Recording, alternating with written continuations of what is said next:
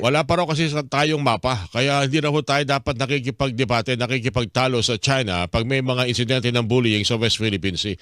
Anong reaksyon niyo po doon, Senador?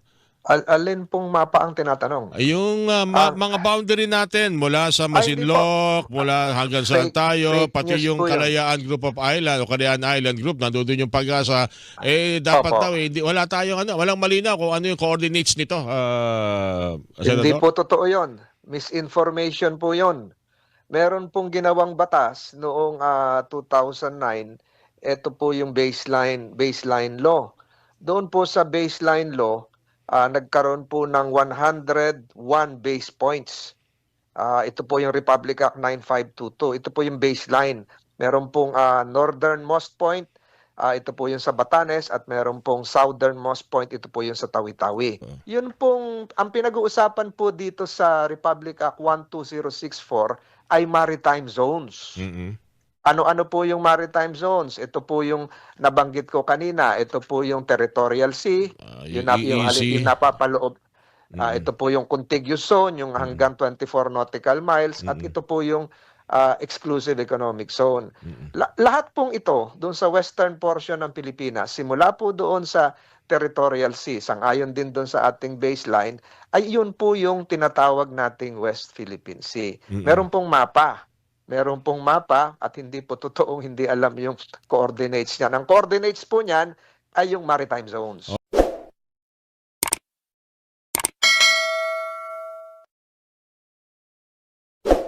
Atin pong pagtuunan po ng pansin ngayon pong umagang ito, yung batas ukol sa mga boundary ho ng Pilipinas sa West Philippine Sea. Naging mainit po kasi usapin po yan noong nakarang araw. Nagdebate dahil sa totoo lang, tama rin po yung ilang mga senador eh.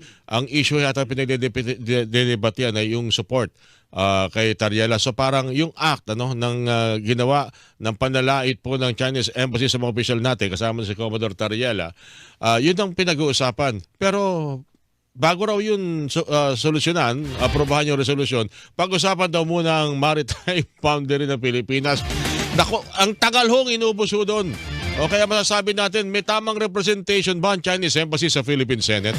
Anyway, malaman natin yan dahil kanila pinagdadebatihan, may batas daw nabanggit ito minarapat pong banggitin ni Senador Subiri at ang author po ng naturang batas na sa ating linya, Republic Act 12064, Philippine Maritime Zones Act, makakausap natin. Dating Senador, Attorney Francis Tolentino. Attorney Tolentino, good morning po sa inyo, sir. Si Orly Trinidad po ito sa Radyo na TV pa. Magandang umaga po sa inyo.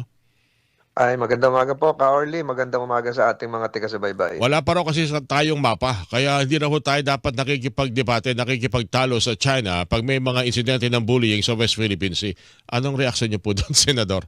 Alin pong mapa ang tinatanong? Yung Ah, mga boundary natin mula sa hindi po. Masinloc, mula hanggang saan tayo, Fake pati news yung po yun. Kalayaan Group of Island o Kalayaan Island Group, nandoon yung Pag-asa, dapat Opo. daw, hindi, wala tayong walang malinaw kung ano yung coordinates nito, Hindi Senador. po totoo yon. Misinformation po yon. Meron pong ginawang batas noong 2009. Ito po yung baseline law. Doon po sa baseline law, nagkaroon po ng 101 base points. Ito po yung Republic Act 9522. Ito po yung baseline. Meron pong northernmost point, ito po yung sa Batanes, at meron pong southernmost point, ito po yung sa Tawi-Tawi. Mhm. Mula po doon, ito pong Republic Act 9522, ito po ang naging basihan naman, kasama po ito, doon po sa Republic Act 12064 na ako po ang may akda, Mhm. yung Philippine Maritime Zones Law. Ano po ang laman nun? Ang laman po noon ay kung ano po yung nasasakop ng ating territorial sea, contiguous zone, yung atin pong exclusive economic zone, Easy. etc., hanggang doon po sa pinakadulo. Ito na yung continental shelf. Mhm. Yun po ay diniposito na sa Secretary General ng United Nations at kinilala na. Ang ibig sabihin po noon, yun po yung mapa. Mhm. Yun po yung coordinates. So kung ano man po yung sinasabi na walang malinaw na mapa, ayun po ay panlilin lang na Oo. disinformation. Konting research lang pala, no? Makikita itong Republic Act Opo. 12364 na nasa, sabi niyo, sinabit ho ng Pilipinas saan?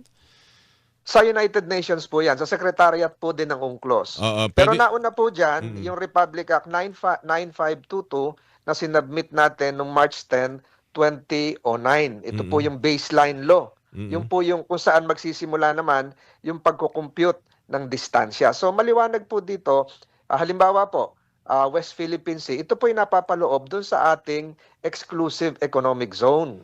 mhm. Papunta po dito sa western portion ng Pilipinas. At maliwanag po dito, yung western side, kasama po yung Baho de Masinloc, kasama po yung Kalayaan Island Group, at nakalagay po doon sa batas na ginawa po natin, tayo mayakda sa Section 2, ang tawag po dito ay West Philippine Sea. Mhm. Nung ito'y sinubmit sa UNCLOS, wala po bang pagtutol dito? Wala ho bang nagsabi na wag niyong tanggapin yan dahil under Wala contention po. yan? At sinabi ng Wala UNCLOS po. na ibalik niyo ho muna ito, tintayin natin yung petisyon, yung mga pagsagot sa complaint regarding dito sa Republic Act 12064. May ganun po ba nangyari, Senador? Wala po, wala po, wala po 'yan. Dalawa po 'yun.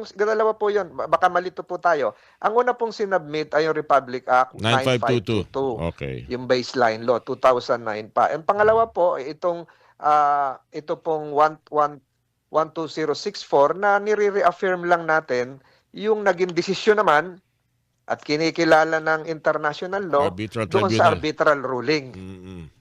Ni-reinforce lang po natin 'yan. Okay. So liliwanagin ko po, Oo. yun pong, ang pinag-uusapan po dito sa Republic Act 12064 ay maritime zones. Mm, Ano-ano po yung maritime zones? Ito po yung nabanggit ko kanina. Ito po yung territorial sea, yung yung EEZ. napapaloob. Mm, Ito po yung contiguous zone, yung mm, hanggang 24 nautical miles. At mm, ito po yung exclusive economic zone. mm. Lahat pong ito doon sa western portion ng Pilipinas, simula po doon sa territorial sea, sangayon din doon sa ating baseline, ay yun po yung tinatawag nating West Philippine Sea. Mm. Meron pong mapa at hindi po totoong hindi alam yung coordinates niyan. Ang coordinates po niyan ay yung maritime zones. Alright. Mukhang mas mahaba-haba pa sana itong ating dapat palang inilaan dahil gusto kong malaman dahil hanggang ngayon hindi pa rin talaga hindi pa rin maunawaan ng hindi naman marami no kundi ilan sa atin yung ano yung territorial, ano yung exclusive economic zone, ano yung continental shelf na parang sa tingin ng iba ay atin ito at walang pwedeng umangkit, walang pwedeng dumaan ito. Kanya-kanya pala itong definition na senador ano po? Opo, Dapat atin yung maunawaan. Pero ang pinakapunto po ninyo kung pag-uusapan wala tayong dapat na ikatuwa dahil hindi naman sinabi ng arbitral tribunal na sige, walang visa yung 9 line na yan ng China pero Philippines, hindi sa inyo yan. Walang ganon. wala pong ganoon. At ni-reinforce pa ho yung ating karapatan. Ulitin ko po, yung maritime zones natin, sangayon sa 12064, ay nagbibigay sa atin ng legal rights. Mm-mm. Yung coordinates po, hindi po nagbibigay ng legal rights yon. Yung coordinates, naglo-locate lang yon. Oo. Para nagpa-deliver ka po ng pagkain. Andito mo Nilolocate dalhin. lang kung saan dadalhin yung sa bahay Mm-mm. mo. Mm-mm. Pero yung karapatan mo na umorder ng pagkain, nandun po yon. So Mm-mm. nagpatibay po sa karapatan natin yung Republic Act 12064, yung Mm-mm. Maritime Zones Law na atin pong inakda. Hindi ka ba natuksong bumiyahe kahapon sa Senado at ipaliwanag yung ang tagal-tagal ang tagal ng debate Alam niyo tungkol po, dito eh. May 15 hinahanap taon po kasing ito in the mapa. making. Ano pa? 15 taon in the making po itong Maritime Zones Law. Tinapos lang po natin ito. Palagay ko naman po maunawaan po nila. Ang ayaw lang po natin ay yung disinformation. Mm-mm. Ang ayaw lang po natin makonfuse. Gaya po siguro, makukonfuse yung iba. So liliwanagin ko po, ang atin pong karapatan ay nanggaling sa ating mga Maritime Zones Law na nanggaling po sa UNCLOS, sa international law. Yung pangalan pong West Philippine Sea, ayun po ay kategorya na binibigay doon po sa batas. So kagaya po ng Indonesia, ang Indonesia po ay yung kanila pong exclusive economic zone, pinangalanan nila na North Natuna Sea. Tama. Ang Vietnam naman po, ang pangalan nila ay East Sea. Yun Oo. din po yung kanilang exclusive economic zone. Kasama rin po yung Gulf of Tonkin. Sa Taiwan naman po, yung Taiwan Strait. Ganon din po yung kategorya ng West Philippine Sea. Alright, Senador, maraming salamat sa paglilinaw pong ito. Meron pa akong mga gustong itanong po sa inyo. Siguro Ay, mahaba-haba. ilaan Oo po po. natin sa susunod na pagkakataon na mahababang talakayan ng mahalaga. Yung mga tanong kung may mapa, meron po. At meron tayong Meron po. Philippine Maritime Zones Act at kinakailangan lamang mag-research po ng mas mahaba-haba. Senator, Magbasa po. magbasa. Opo. Maraming salamat Magandang po. umaga po sa inyo at Thank you. maraming salamat. Yan, maraming salamat sa paglilinaw. Si dating Senador, Attorney Francis Tolentino, mga kapuso, inyo pong napakinggan.